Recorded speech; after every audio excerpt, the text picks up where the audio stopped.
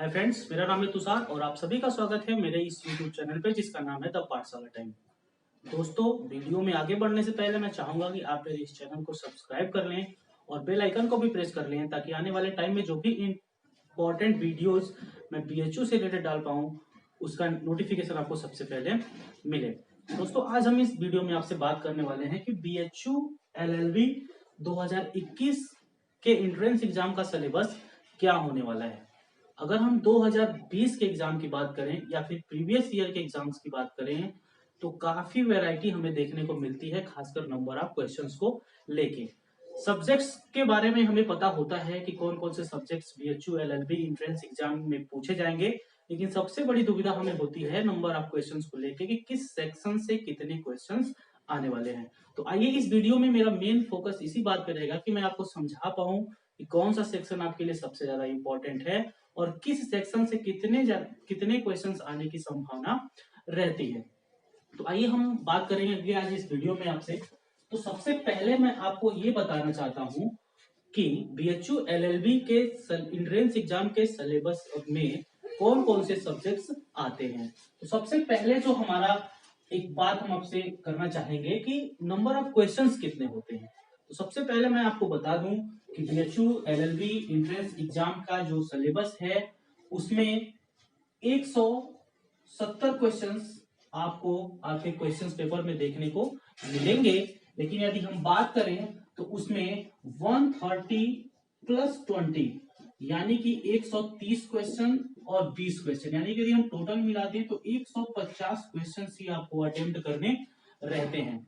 अब ये 170 क्वेश्चन की बात करें तो 130 सबके लिए कॉमन होता है कि सबको अटेम्प्ट करना रहता है, प्लस 20 और 20। ये जो 20 आप देख रहे हैं ये लैंग्वेज का पेपर है, यानी कि इंग्लिश और हिंदी जो लैंग्वेज है उसके 20-20 क्वेश्चंस रहते हैं। तो यदि हम टोटल करें तो 170 क्वेश्चन होते हैं, लेकिन प्रत्येक स्टूडेंट को 150 क्वेश्चन ही अटेम्प्ट करने रहते हैं। अब ये जो 20-20 क्वेश्चन आपके लैंग्वेज के हैं इसमें से किसी एक लैंग्वेज को ही आप अटेम्प्ट कर सकते हैं।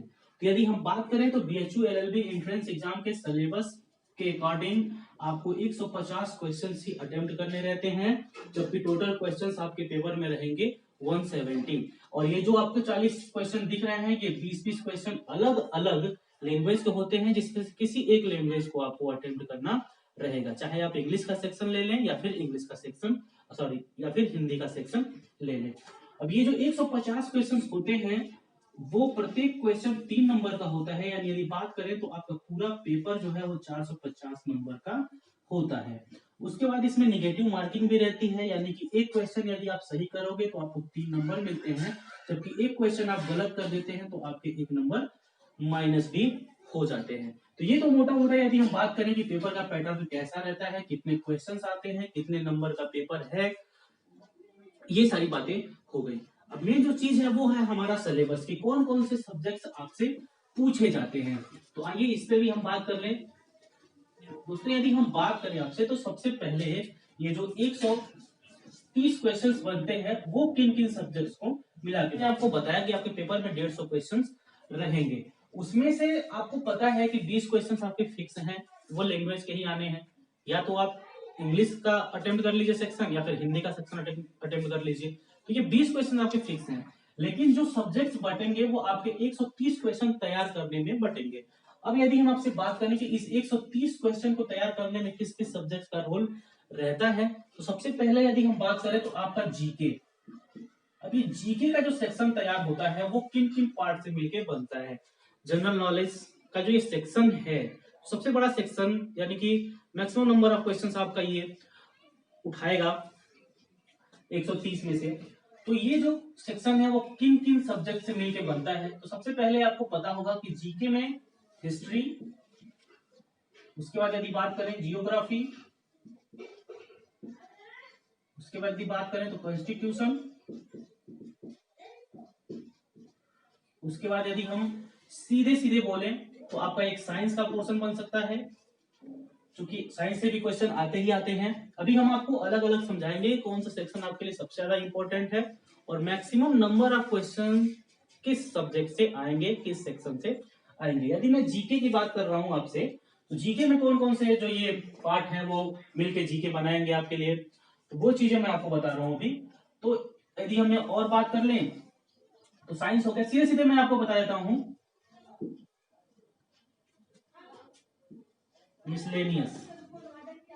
मिसलेनियस का सेक्शन आपका हो गया, सीधे सीधे मैं आपको ये चीज। और उसके बाद हम बात करें आपसे, तो आपके मैथ्स पूछे जाते हैं, आपसे रीजनिंग पूछा जाता है,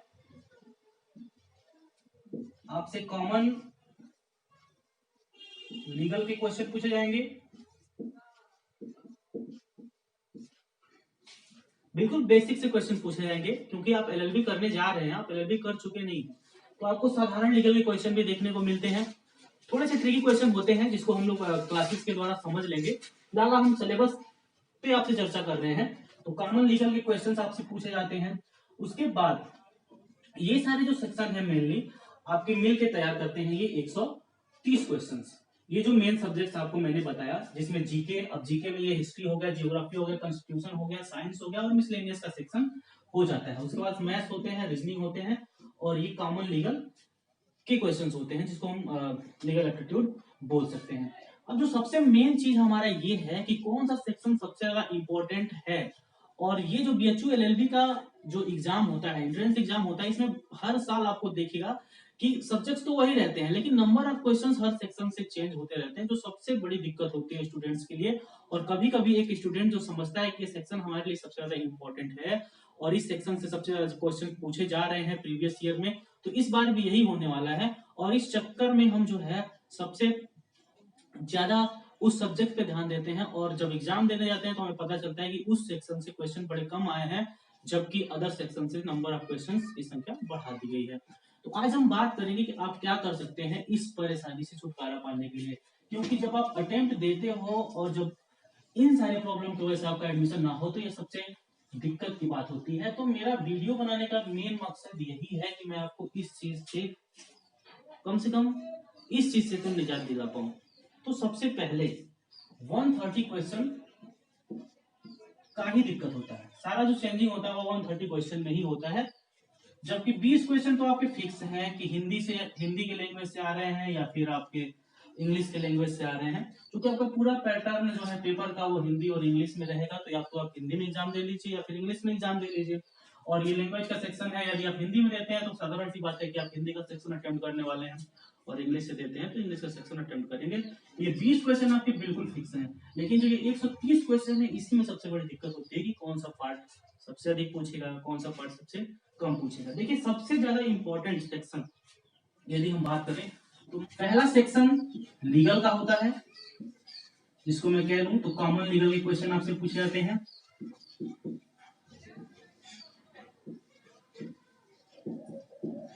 उसके बाद कॉन्स्टिट्यूशन, और एक सब्जेक्ट और मैं जोड़ लूं तो मैथ्स एंड उसके अलावा मैं रीजनिंग। यही जो आपका सेक्शन है वो सारे खेल को संभालता है, यदि मैं कह लूं पेपर की। तो ये जो आपके 4 सब्जेक्ट लगे हुए हैं बोर्ड पे, लीगल या फिर common legal questions, constitution, maths और रीजनिंग, जब आप इस एग्जाम को देने के बारे में सोचेंगे तो जब आप प्रीवियस ईयर के पेपर्स को देखेंगे तो पाएंगे कि किसी साल में लीगल के क्वेश्चन बहुत ज्यादा पूछ लिए गए हैं, किसी साल में कॉन्स्टिट्यूशन के क्वेश्चन, क्योंकि कॉन्स्टिट्यूशन के क्वेश्चन कहीं ना कहीं कांस्टेंट बने हुए हैं, उनकी संख्या लगभग हर साल थोड़ा बहुत अंतर रहता है नंबर ऑफ क्वेश्चंस में। उसके बाद किसी साल मैथ्स की संख्या बहुत ज्यादा है तो किसी साल रीजनिंग की संख्या बहुत ज्यादा है। तो जो सबसे बड़ी दिक्कत पैदा करता है वो 3 ही सब्जेक्ट मैं लेके चल रहा हूँ। एक तो कॉमन लीगल एप्टीट्यूड के क्वेश्चंस हो गए, दूसरी बात मैथ और रीजनिंग के क्वेश्चन हो गए, जबकि हिस्ट्री, जियोग्राफी, साइंस लगभग ये कांस्टेंट बने रहते हैं। और एक सेक्शन जो सबसे ज्यादा इंपॉर्टेंट रहता है, कभी कभी रोल प्ले करता है, वो जो मैंने आपको शायद नहीं बताया है, वो होता है करंट अफेयर का सेक्शन। करंट अफेयर्स का सेक्शन, तो इसमें भी मैं आपसे बात करूंगा कि कितने नंबर ऑफ क्वेश्चंस आते हैं, आने की संभावना रहती है।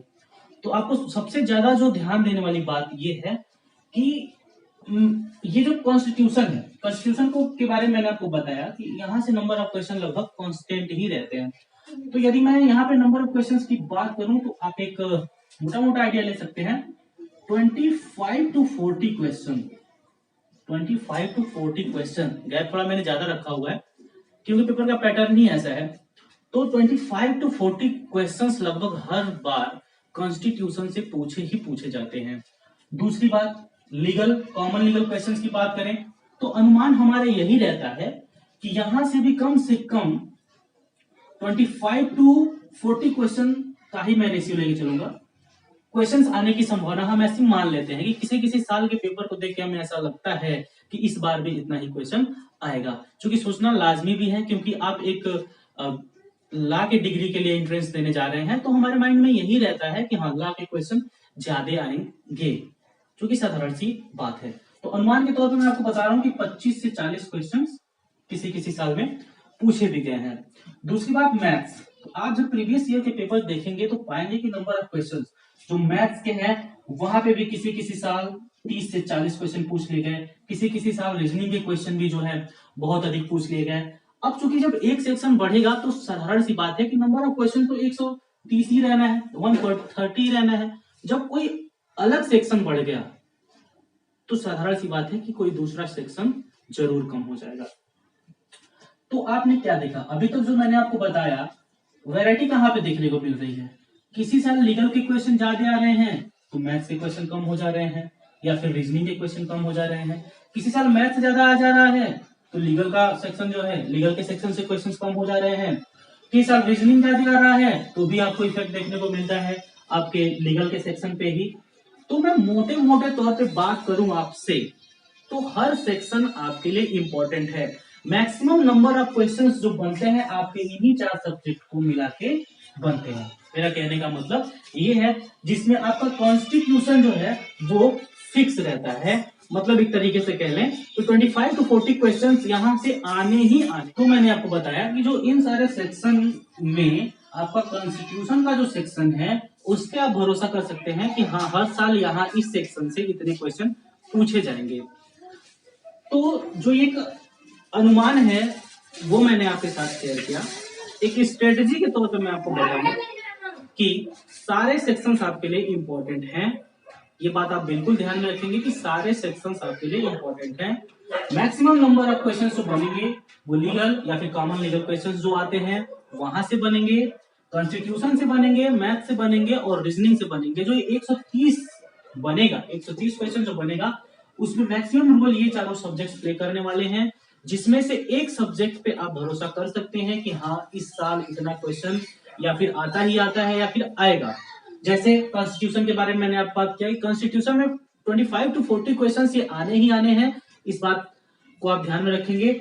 जबकि आप ये जो 3 सब्जेक्ट बच जा रहे हैं, लीगल कॉमन नॉलेज का, कॉमन लीगल नॉलेज का जो क्वेश्चन है वो, और दूसरी बात मैथ्स और रीजनिंग, ये बढ़ते और घटते रहते हैं। और मैक्सिमम टाइम ये देखा गया है कि जब रीजनिंग का क्वेश्चन या फिर मैथ का क्वेश्चन बढ़ता है तो सबसे ज्यादा इफेक्ट देखने को मिलता है लीगल वाले पोर्शन पे, क्योंकि सीधे वहां पे क्वेश्चंस को घटा दिया जाता है। और जहां हम उम्मीद करते हैं कि 30 से 40 क्वेश्चन तो आने ही आने हैं उस सेक्शन से, हमें 10 भी क्वेश्चन देखने को नहीं मिलता। और सबसे बड़ी दिक्कत तब होती है कि जब हमने मेहनत लीगल के सेक्शन पे बहुत ज्यादा किया और केवल ये नंबर ऑफ क्वेश्चंस चेंज होने से हमारा सारा स्ट्रेटेजी जो है खराब हो जाता है। और इसका इफेक्ट बहुत सारे बच्चों पे देखने को मिलता है कि जो पढ़ने में तो बहुत अच्छे हैं लेकिन उनका एडमिशन नहीं हो पाता है, केवल ये हल्का सा मिस्टेक। तो ये मेरा पूरा वीडियो बनाने का मेरा एक ही मकसद है कि मैं आपको ये बात समझा पाऊं कि आप एग्जाम देने जा रहे हो तो आपके लिए हर सेक्शन इंपॉर्टेंट है। आप हर सेक्शन पे बराबर मेहनत करें। कहीं ऐसा ना हो कि आपने एक सब्जेक्ट पे, एक सेक्शन पे बहुत ज्यादा ध्यान दिया और किसी दूसरे सेक्शन पे ये सोच के कम ध्यान दिया कि चलो इधर से नंबर ऑफ क्वेश्चन जो है कम आ रहे हैं तो मैं मैनेज कर लूंगा, जिधर से सबसे ज्यादा क्वेश्चन आ रहे हैं मैं उस सेक्शन पे मेहनत करूंगा। तो मेरा कहना यही है, ठीक है आप स्ट्रेटजी बनाते हैं, आपको बनाना चाहिए, लेकिन आप इस वीडियो को देखने के बाद इतना बात तो समझ लें कि आपको हर सेक्शन पे बराबर ध्यान देना है, ताकि जब नंबर ऑफ क्वेश्चन में चेंजिंग हो एग्जाम में तो आपको कोई फर्क ना पड़े, क्योंकि आपने लीगल भी अच्छे तरीके से पढ़ा था, मैथ भी अच्छे तरीके से पढ़ा था, कॉन्स्टिट्यूशन भी पढ़ा, रीजनिंग भी पढ़ा, और मैथमेटिक्स भी पढ़ा था। तो केवल नंबर ऑफ क्वेश्चन चेंज होने से आपके एग्जाम पे कोई फर्क ना पड़े और आप बीएचयू में एडमिशन ले, पढ़ाई करें और अपने भविष्य को सुनहरा बनाएं। आई होप आपको ये मेरी वीडियो पसंद आई होगी। नेक्स्ट वीडियो में मैं आपसे डिस्कस करूंगा, थोड़ा आगे भी मैं डिस्कस करूंगा, क्योंकि नंबर ऑफ क्वेश्चंस के बारे में मुझे अच्छी तरीके से आपको समझाना है। इस वीडियो का मेरा मेन मकसद यही था कि आपको मैं समझा पाऊं कि आपके लिए हर सेक्शन इंपॉर्टेंट है। आप कहीं ये सोच के मेहनत ना करें कि इस सेक्शन से ज्यादा क्वेश्चन पूछे जा रहे हैं, इस सेक्शन से ज्यादा क्वेश्चन पूछे जा रहे हैं तो मैं उसी पे ध्यान दूंगा। नहीं, आपको हर सेक्शन पे ध्यान देना है। जब आप हर सेक्शन पे ध्यान दोगे तो नंबर ऑफ क्वेश्चन चेंज होने से आपको कोई फर्क नहीं पड़ेगा। तो किसी अगले वीडियो में मैं आपसे बात करूंगा, इस सिलेबस को मैं और अच्छी तरीके से एक्सप्लेन करूंगा, क्योंकि ये वीडियो लंबा हो गया है और मेरा थीम था बस यही समझाना इस वीडियो के माध्यम से कि आप ये समझ पाए कि आपको कोई भी सेक्शन छोड़ना नहीं है। तो किसी अगली वीडियो में मैं बात करूंगा कि हिस्ट्री के सेक्शन से कौन कौन सा टॉपिक आपके लिए इंपॉर्टेंट हो सकता है। इसी तरीके से कॉन्स्टिट्यूशन, लीगल एप्टीट्यूड, ये क्लासेस भी मैं इस चैनल पे लेके आऊंगा। तो आशा करता हूँ आपको ये मेरी वीडियो पसंद आई। मेरे चैनल को लाइक कर दीजिए, चैनल को सब्सक्राइब कर दीजिए, इस वीडियो को लाइक कर दीजिए और नोटिफिकेशन बेल को जरूर ऑन कर लीजिएगा। ऑल द बेस्ट, आप तैयारी में जुट जाएं। जितना पहले आप तैयारी में जुटेंगे उतनी ही ज्यादा चांसेस हैं आपके सफल होने की। और इस चैनल पे आपको एलएलबी का पूरा सिलेबस मैं फ्री में पढ़ाऊंगा, इससे कोई दिक्कत नहीं है। मेरे हिसाब से जो भी नोट्स मेरे पास हैं, जो भी सोर्सेज मेरे पास है, उसके साथ मैं बेस्ट देने की कोशिश करूंगा। चैनल को सब्सक्राइब करिए, लाइक करिए और अपने दोस्तों के साथ शेयर करिए। मिलते हैं अगली वीडियो में, तब तक के लिए जय हिंद, जय भारत।